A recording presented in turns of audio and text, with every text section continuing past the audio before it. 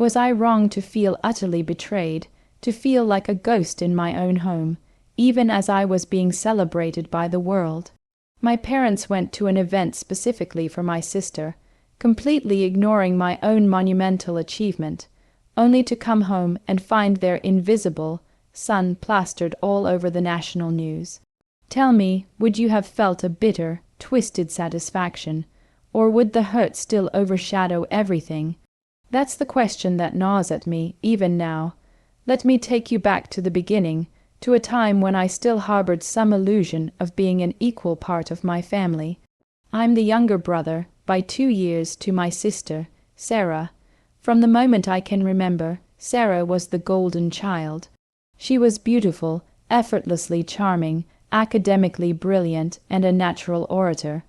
Everything she touched seemed to turn to gold, and my parents, bless their hearts, never hesitated to let her know it, and by extension, let me know where I stood firmly in her shadow.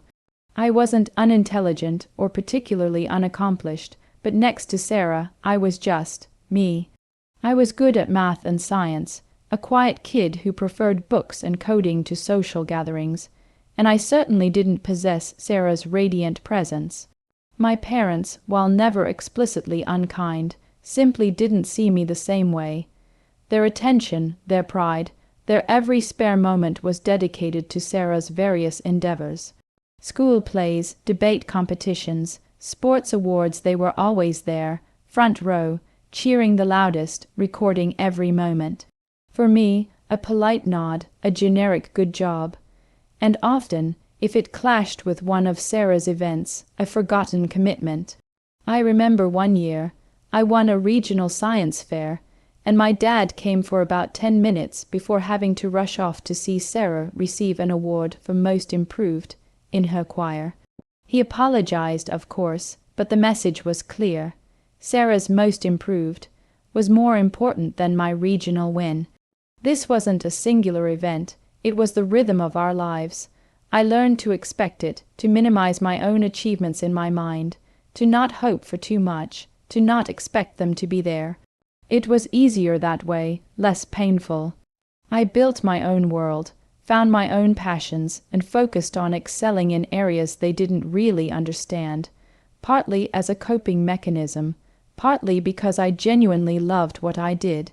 I immersed myself in computer science, spending hours learning to code, building intricate programs, and participating in online competitions where my anonymity was a blessing. I thrived in that space, a world where my worth wasn't compared to Sarah's. My professors saw my potential, my mentors encouraged me, and I started gaining recognition in niche tech circles. But it was always niche, always online, never something tangible enough to catch my parents' attention. Then came the opportunity of a lifetime. A prestigious national competition for young innovators, a hackathon really, where teams had to develop a solution to a real, world problem in a highly compressed time frame. My team, a group of similarly driven, slightly socially awkward but brilliant individuals, had been working towards this for months, refining our ideas, preparing our pitch. We poured our hearts and souls into it. The final round was held in a massive convention center, televised nationally, with prominent tech CEO and government officials as judges. It was a huge deal, the kind of event that could launch careers. My parents knew about it, of course. I'd mentioned it. Sarah even mentioned it, in passing, when she was talking about her own upcoming event, a speech she was giving at a local Rotary Club dinner. It was a perfectly respectable, admirable thing for her to do, but it was a local event, a small gathering for community members. My event, however, was national, with a grand prize that included significant funding and an internship at a leading tech company. The dates, unfortunately, clashed. My competition's final presentation was scheduled for the exact same evening as Sarah's Rotary speech. I brought it up carefully, trying to sound casual, hoping beyond hope that this time, just this once, they might prioritize me. I explained the scale of the competition, how important it was for my future, how it was being broadcast. My mom listened, a faint smile on her face before looking at my dad.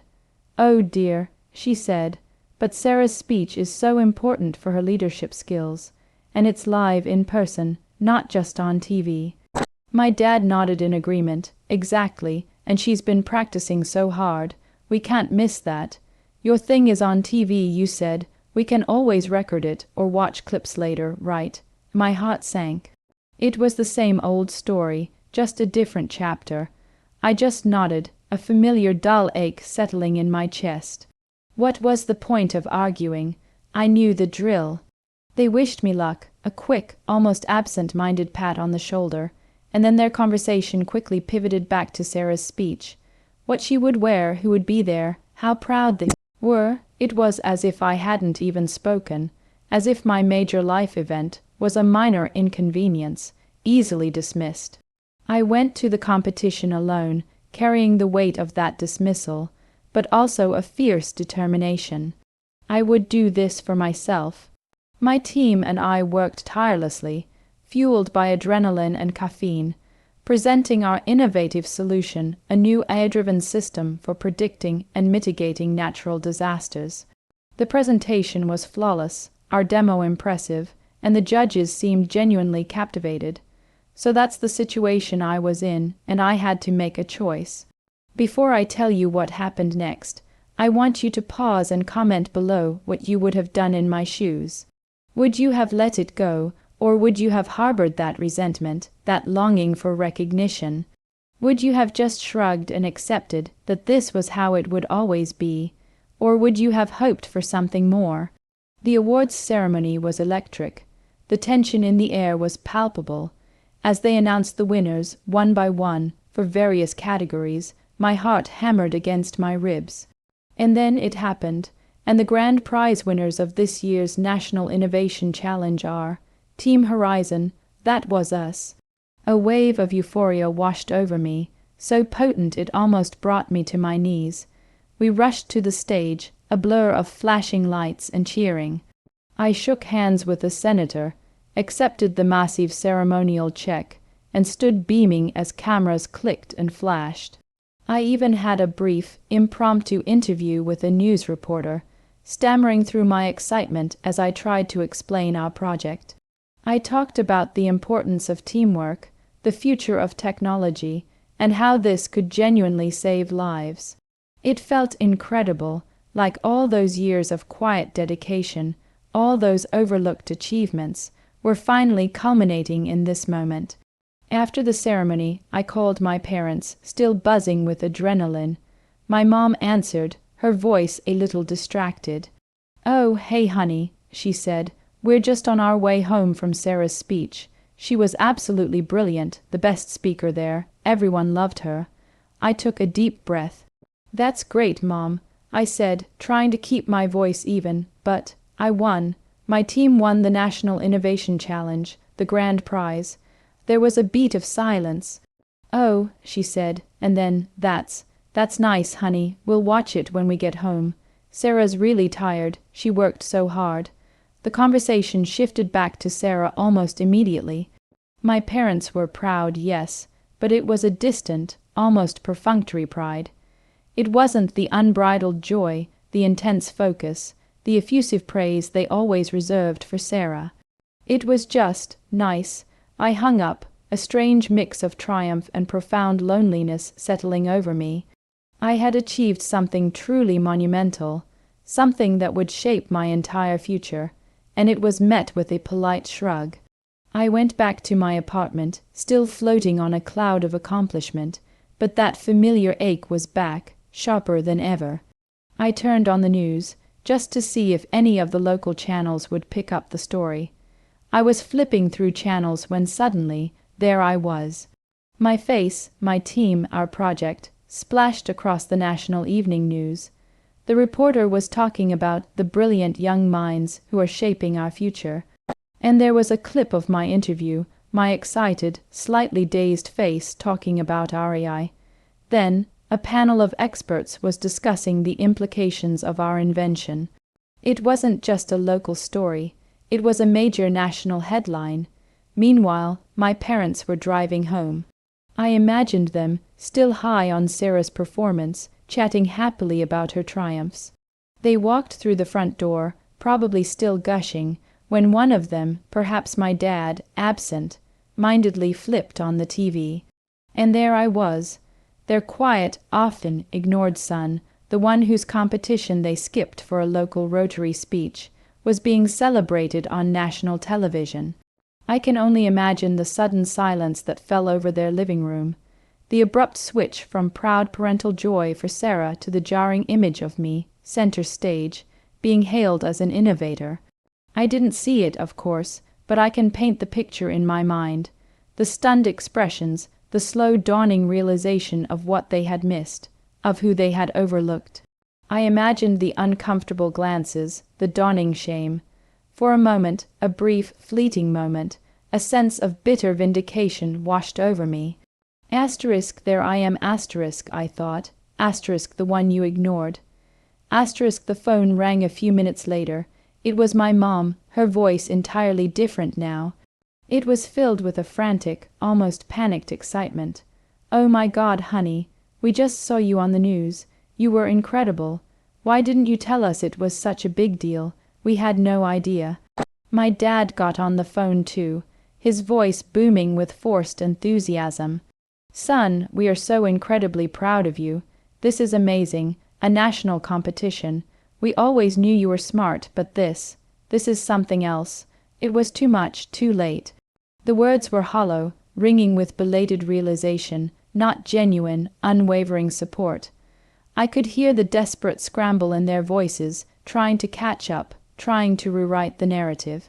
I thanked them politely, but my voice was flat. I didn't elaborate. I didn't share my excitement with them. The moment for that had passed a long time ago. The aftermath was interesting. My parents suddenly wanted to know everything about my project, my team, my future plans. They started telling everyone they knew, boasting about my brilliant son. Sarah, surprisingly, was genuinely happy for me, though I could see a flicker of something in her eyes, a hint of surprise that her quiet brother had pulled off something so grand. But for me, the relationship with my parents was irrevocably altered. I accepted their newfound attention, their belated pride, but I never truly forgot that evening. I appreciated their efforts, but the trust, the feeling of being genuinely seen and valued, had been chipped away over years of neglect. I became successful in my field, far beyond what I ever imagined. The internship turned into a full-time position, then I founded my own startup, which eventually became incredibly successful. My parents still cheer for me, loudly, proudly. They are at every company launch, every major event, front row, cameras out. But it always feels like they're cheering for the person on TV, the CEO, the public figure, not the quiet kid who just wanted his parents to show up. The success is mine, the validation is mine, but the quiet hurt of being overlooked remains, a permanent shadow. So, that's my story. It's a strange thing, isn't it? To achieve a lifelong dream, to be celebrated by the nation, and still feel that sting of loneliness from the people who should have been your biggest cheerleaders from day one. I found my own path, carved out my own space, and achieved success on my own terms. But the question still lingers, was it all worth the internal cost? The answer, I suppose, is complicated.